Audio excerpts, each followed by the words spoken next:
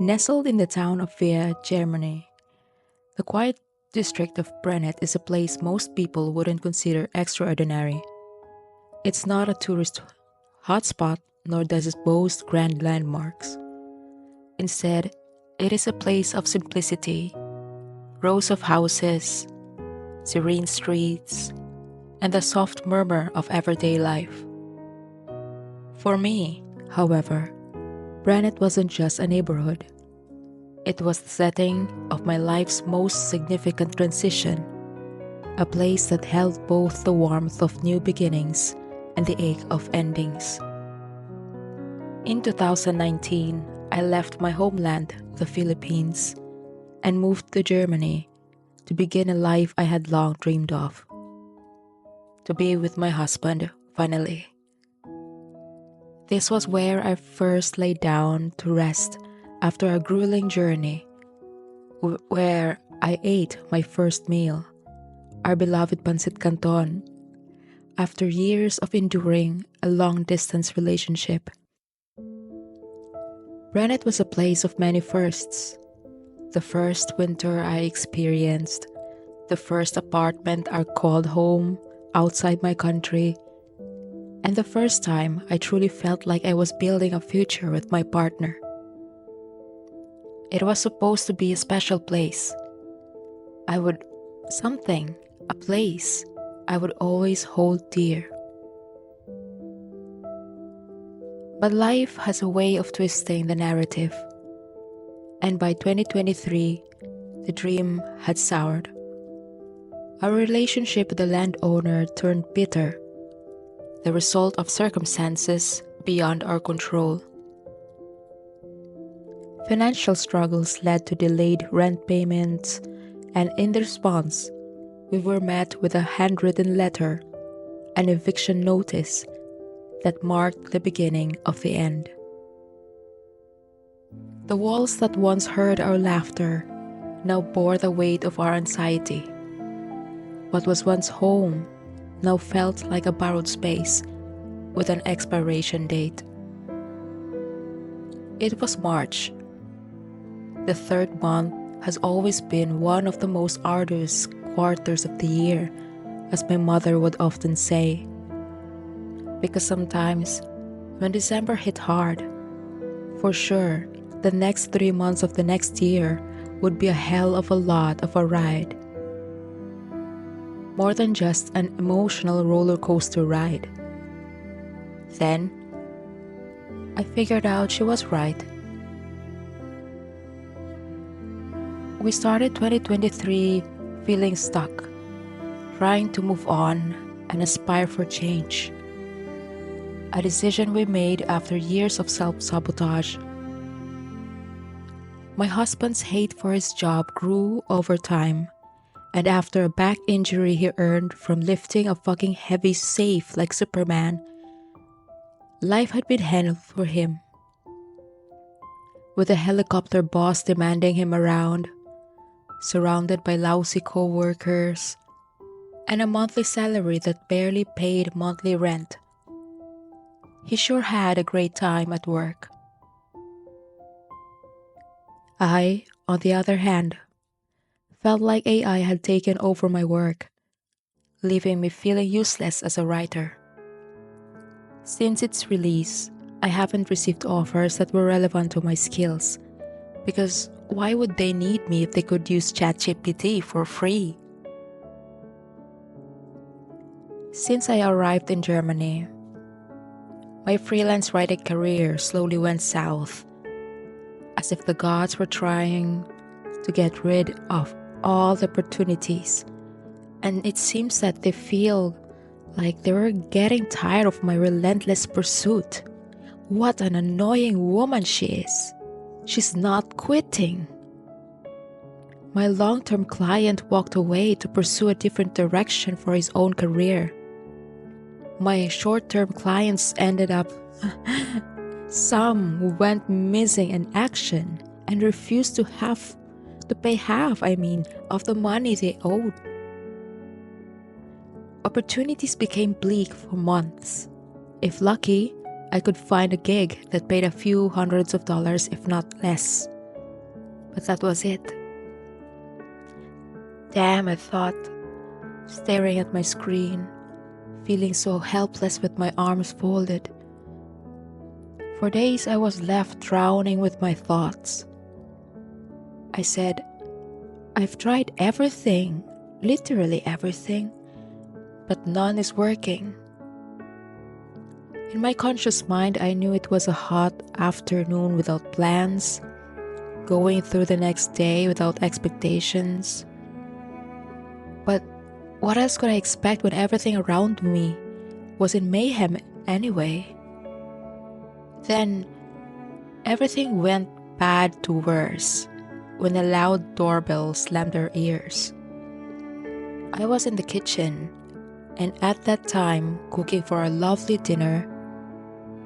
Wondering who it was, I assumed it was either the landlord or his Hausfrau or housewife in German. So before I poured the well-cooked noodles into the ceramic, I heard a door slam and it punched my ears. With a steaming bowl in my hand, I strode to check, only to welcome an angry expression on my husband's face. "Who was that? What happened?" I asked. When I slipped my gaze, I caught a handwritten note in his hand. He might have sensed that I must know the truth, or I have guessed the truth. So it didn't take long before he opened his mouth and spoke. "We have to move out," he said, moving his attention to the PC, scrolling through listings on our online shop and all. But then I froze. I felt like my palm was okay with a warm pain, carefully setting on the bowl of my desk, as if that ceramic was cool, but it was steaming hot. My face was just tight, trying to swallow the shock spilling all over me. Thinking it was a great option to ease myself, I went back to the kitchen and took plates and utensils as if the news was like, oh, it was okay, it didn't matter, but that was the problem, as if that was the problem. Before I knew it, I had been staring at the empty tiled wall for a couple of minutes, if not because of my legs feeling numb, covered with these sensations like tiny needles poking my skin. I wouldn't have realized that couple of minutes had already been 15. So I ran back like my brain was rushed, speeding up to figure out solutions, trying to grope through the pure chaos of my thoughts. Then my feet slowed, watching my husband looking so hopeless, almost close to crying from afar. It was painful to watch. My heart just clenched.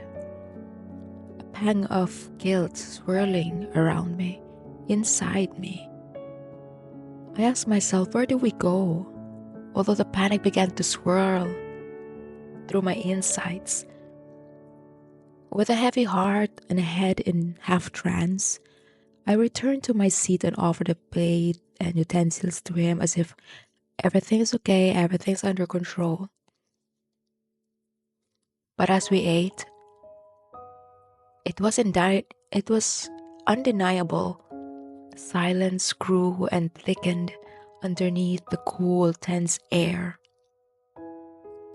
None of us opened our mouths to complain about the soggy noodles, the cold noodles, or care to say a word about the news until we finished. Now, as I document this journey on my vlog,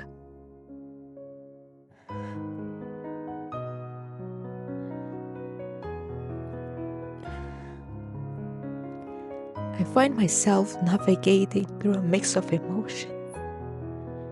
Sorry.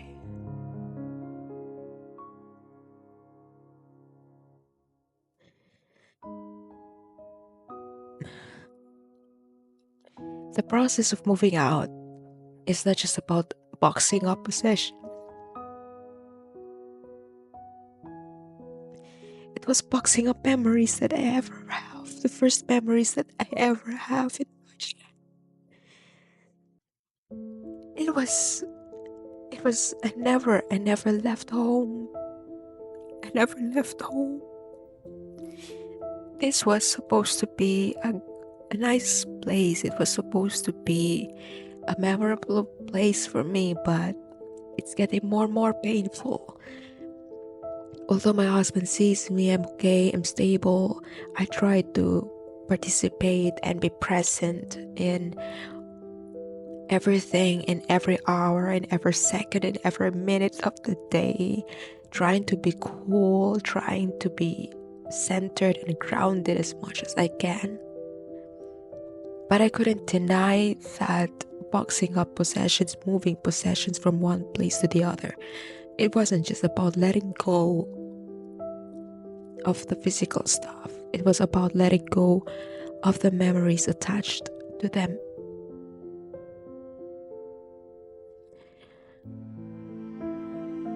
So, with law enforcers scheduled to arrive on March 21 on 9 a.m.,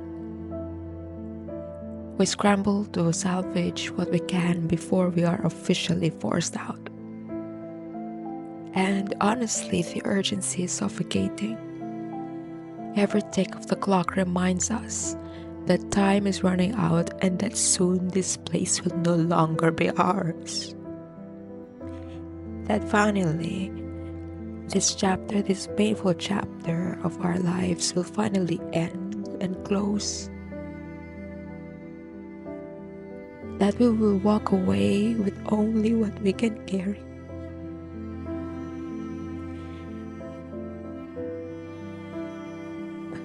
We had a shop, we had everything, we prepared to move forward in Deutschland.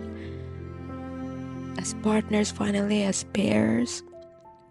But circumstances came to us unexpected and everything just caused us so much chaos over the years. And whatever we have right now is like 25% of what we actually have. And we have to lose more of it. But we're starting to let them go, to finally move forward to a better chapter that maybe God has planned for us. Maybe he thought, maybe he has a better plan for both of us that maybe now we cannot ever imagine. Maybe today, this is a painful part of our lives. That seemingly it seems that no one is listening to us. We couldn't fight because we couldn't afford lawyers. And that by losing our case every time, we cannot fight because we don't have money to hire professionals to defend for us, to listen to us. We need money for justice to listen to you. Not because you are a human being and that isn't enough.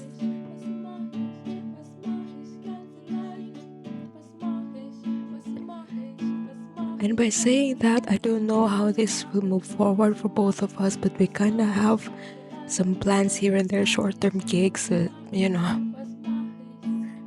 try to sell as many stuff that we have salvaged. We will try to,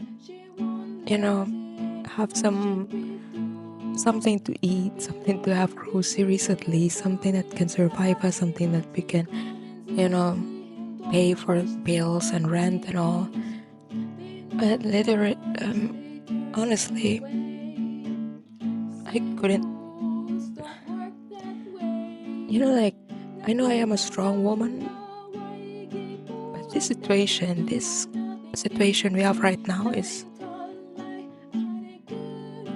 I know later on this will expand me as a person.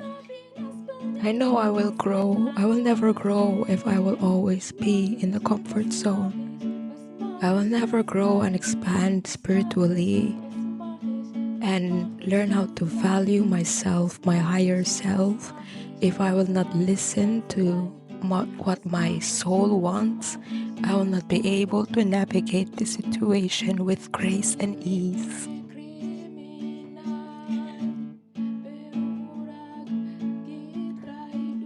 There were so many things that we had to let go by law. And upon letting go of these things, it's like letting go of chunk of the lovely chapter that we both had. Because the law says so. Whoever lost is that. Is it from Deutschland or from the Hausfrau? Whoever. And because they could afford lawyers, and because we lost the case, we have to pay their lawyer. So that's another issue that we have to tackle, and we have to sit down and, because that's by law. But yeah, that's the update today, and I'm really sorry if I cry, but it's just been so.